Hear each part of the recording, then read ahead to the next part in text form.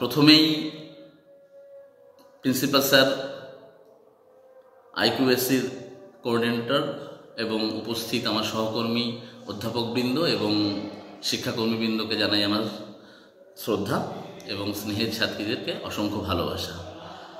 আজকে student week সেলিব্রেশনের ৬ষ্ঠ দিন।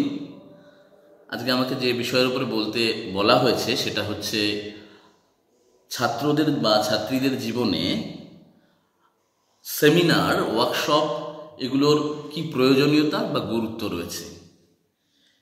এই বিষয়ে বলতে গেলে প্রথমেই আমার মনে হয় তোমাদের জন্য বলার জন্য খুব সহজ করে বলতে গেলে যেটা বলতে হবে যে এই সেমিনার, ওয়ার্কশপ, সিম্পোজিয়াম এগুলো কি এবং এগুলো কত কত ধরনের কি কি আছে যদি সংক্ষেপে বলি তাহলে দেখা যাচ্ছে সেমিনার মূলত হচ্ছে বাংলা করলে দাঁড়াচ্ছে আলোচনা চক্র। এবং এই আলোচনা চক্র আমরা সাধারণত ক্লাসরুমের যে পাঠ্যক্রম থাকে সেখানে শিক্ষক তোমাদেরকে পড়াচ্ছে কোনো একটা সিলেবাসের বিষয় এবং তোমরা সেটা শুনছো এবং তোমাদের মনে যদি কিছু জিজ্ঞাসা থাকে সেগুলো শুনছো। কিন্তু সেমিনারটা তার থেকে একটু অন্য রকমের, যেখানে গতানুগতিক যে সিলেবাসের সীমাবদ্ধতা রয়েছে, যে তার বাইরেও জ্ঞান চর্চার একটা বিশুদ্ধ একটা বিস্তৃত পরিসর রয়েছে, সেই জায়গার একটা সুযোগ করে দেয় সেমিনার বা আলোচনা চক্র। এবং সেখানে শুধু বক্তা বলছেন এমন নয়, পাশাপাশি যারা শ্রোতা তারাও তাদের সুচিন্তিত মতামত বা প্রশ্নাবলী তুলে ধরতে পারে। অর্থাৎ একটা পারস্পরিক জ্ঞান চর্চার মত বিনিময়ের একটা সুষ্ঠু মঞ্চ বলতে পারি আমরা সেমিনারকে সেই অর্থে, যেখানে আমরা একটা বিষয়ে বিস্তৃত হয়ে যায়। কারণ সিলেবাসের এই পাঠ্যক্রমের মধ্যে আমরা একটা সময়সীমা বেঁধে দেওয়া থাকে, যার জন্য আমরা একটা নির্দিষ্ট বিষয়ের মধ্যে বেঁধে থাকতে হয় এবং নির্দিষ্ট সময়ের মধ্যে শেষ করতে হয়। কিন্তু সেমিনারে সেই সীমাবদ্ধতা থাকে না জ্ঞান চর্চার ক্ষেত্রে। এবং প্রাচীন জার্মানিতে আমরা দেখেছি যেখানে কিন্তু বিদ্যা চর্চার ক্ষেত্রে বা জ্ঞান চর্চার ক্ষেত্রে এই ধরনের একটা পরিমণ্ডল ছিল, সেখানে কিন্তু এরকম সময়ের পরিমণ্ডলে বাধা থাকতো না। যাই হোক, এই সেমিনারে মূলত একজন গবেষক বা একজন প্রেজেন্টার সে কিন্তু তার একটা বিষয়ের উপরে যে জ্ঞান অর্জন বা চর্চার মাধ্যমে যে অনুসন্ধানের মধ্যে যে বিষয়গুলো সে পাচ্ছে সেগুলো এই মঞ্চে সেই দর্শকদের মধ্যে বা শ্রোতাদের মধ্যে শেয়ার করছে এবং শ্রোতারা তাদের যা জানার বিষয় সেগুলোকে এখানে এসে জানছে এবং প্রশ্নাবলী চর্চার মধ্যে দিয়ে সেটাকে আরো বিস্তৃতভাবে জ্ঞানের সমৃদ্ধি ঘটছে।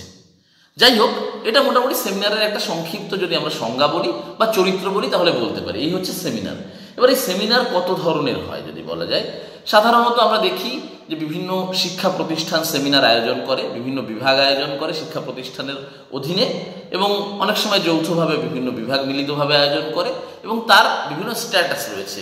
দেখা যাচ্ছে ইন্টারন্যাশনাল লেভেলের সেমিনার, অর্থাৎ সেখানে শুধু জাতীয় বেড়াজালের মধ্যে নয়, আমাদের দেশের গণ্ডি ছাড়িয়ে বাইরের থেকেও মানুষ এসে এখানে মিলিত হয়ে একটা বিষয়ের উপরে চর্চা করতে পারে।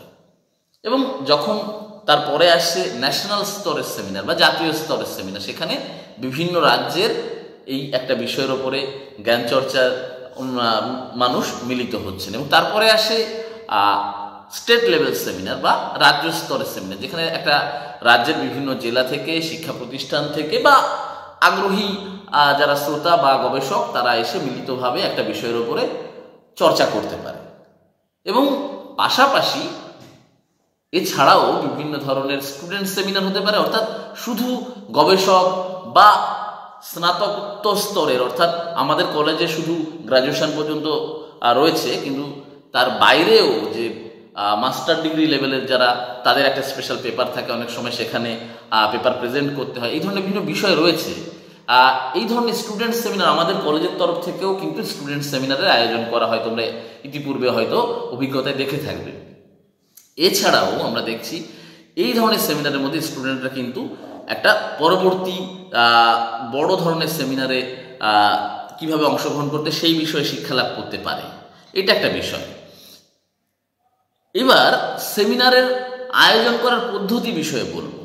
সেমিনার মূলত আমরা আগে দেখেছি, করোনা পূর্ববর্তী সময় দেখেছি মূলত অফলাইনে একটা শিক্ষা প্রতিষ্ঠানে বা কোনো একটা মঞ্চে এটা আয়োজন করা হতো।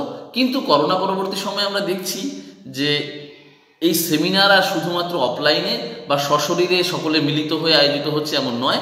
অনেক ক্ষেত্রে এটার একটা সবাই মিলে দেখা হচ্ছে, একটা ভালো বিষয় যেমন আছে, পাশাপাশি অনেক সীমাবদ্ধতাও রয়েছে। কিন্তু এখন দেখছি যে এটা অনলাইন মোডেও কিন্তু বিভিন্ন অনলাইন প্ল্যাটফর্ম থেকে আলোচনা করা যাচ্ছে। ফলে আমরা চাইলে আমেরিকার একটা ইন্টারন্যাশনাল সেমিনারে ডোমকলে বসেও কিন্তু অংশগ্রহণ করতে পারি, পেপার প্রেজেন্ট করতে পারি। এটা একটা সুবিধা, ভিন্ন রূপ, অর্থাৎ ব্লেন্ডেড মোড ব্যবহার করার কথা বলা হচ্ছে বা ব্যবহার করার সুবিধা পাওয়া যাচ্ছে। এরপরে আসছে যে এই যে সেমিনার এছাড়াও আরেকটা বিষয়ের কথা আমি বললাম, ওয়ার্কশপ বা কর্মশালা। কর্মশালা আর সেমিনারের মধ্যে পার্থক্য যদি বলা হয়, কর্মশালায় মূলত কোনো একটা বিষয়ের ওপরে বিভিন্ন পণ্ডিতেরা বা শিক্ষকেরা বা গবেষকেরা এসে বা যারা বিস্তৃত এ বিষয়ে জানেন, তারা এই বিষয়ে যারা জানতে চায় বা শিখতে চায় সেই শিক্ষার্থীদের সামনে সেই বিষয়ের উপরে কিন্তু থিওরিটিক্যালি এবং প্র্যাকটিক্যালি কিছুদিন, 3 দিন, 7 দিন, 10 দিন এই রকমের একটা আলোচনা শিবির চলে। ফলে তার মধ্যে দিয়ে যারা এই বিষয়টা জানতে চাইছে সেই কর্মশালায় সুগভীরভাবে তারা জানতে পারে। শুধু শিক্ষা সংক্রান্ত বিষয় নয়, আমরা দেখি সিনেমা, অভিনয়, শিল্পচর্চা, বিভিন্ন ক্ষেত্রে কিন্তু বিভিন্ন ধরনের কর্মশালা আয়োজন করা হয়ে থাকে। এই হচ্ছে বিষয়। এবং এর পাশাপাশি আমরা দেখেছি যে সেমিনার যেমন একটা শিক্ষা প্রতিষ্ঠান আয়োজন করতে পারে, ঠিক সেই রকমভাবে আমরা দেখেছি যে এই সেমিনারগুলো কিন্তু কনফারেন্সের মতো হয়। আবার অর্থাৎ ধরো আমি একজন ইতিহাসের শিক্ষক, আমাদের ইতিহাসের বিভিন্ন শিক্ষা প্রতিষ্ঠান বা বিভিন্ন অনুসন্ধিৎসু মানুষ তারা একটা মঞ্চ তৈরি করে, যেমন পশ্চিমবঙ্গ ইতিহাস সংসদ as example, Indian history Congress, এরা কিন্তু বছরে একটা নির্দিষ্ট দিনে বা 2-3 দিন মিলে একটা জায়গায় সমস্ত লোক মিলে একটা বিষয়ের উপরে বা বিভিন্ন বিষয়ের উপরে মিলে আলোচনা করে এবং এর পাবলিকেশন বের হয় বা তাদের পাঠিত প্রবন্ধ সেখান থেকে কিন্তু প্রকাশিত হয়। এই হচ্ছে জ্ঞান চর্চা মোটামুটি একটা বিষয়। এবার আলোচ্য মূল যে বিষয় সেটা হচ্ছে যে এর থেকে আমাদের স্টুডেন্টদের কি উপকার হতে পারে। মূলত যদি খুব সহজ করে বলি, আমাদের এই সেমিস্টার সিস্টেমের যে শিক্ষা পদ্ধতি, সেখানে যেটা দেখা যাচ্ছে যে অসুবিধা যে এত পরীক্ষা বা বিভিন্ন কিছুর কারণে সিলেবাস সবসময় কিন্তু আলোচনা করার সুযোগ পাওয়া যায় না, অনেক কিছু বাকি থেকে যায়। বা সবসময় যে সিলেবাসের ওই বাধা ধরা গণ্ডির মধ্যে থাকলেই যে জ্ঞানের মুক্ত চর্চা করা সম্ভব এমন নয়, কিন্তু সেই সুযোগটা কিন্তু স্টুডেন্টদেরকে এই সেমিনার বা কর্মশালা করে দেয়। ফলে তারা একটা বিষয়ের উপরে কিন্তু অন্যভাবে ভাবতে পারে এবং তাদের কিন্তু প্রশ্ন করার সুযোগ হয় এবং তারা সেই বিষয়টাকে গভীরভাবে জানতে পারে এবং চর্চা করবার প্রতি তাদের আগ্রহ জন্মায় এবং তারা এই বিষয়টা কিন্তু শিখতে পারছে এই বিষয়টার মধ্যে দিয়ে। আজকে এইটুকু বলেই শেষ করছি।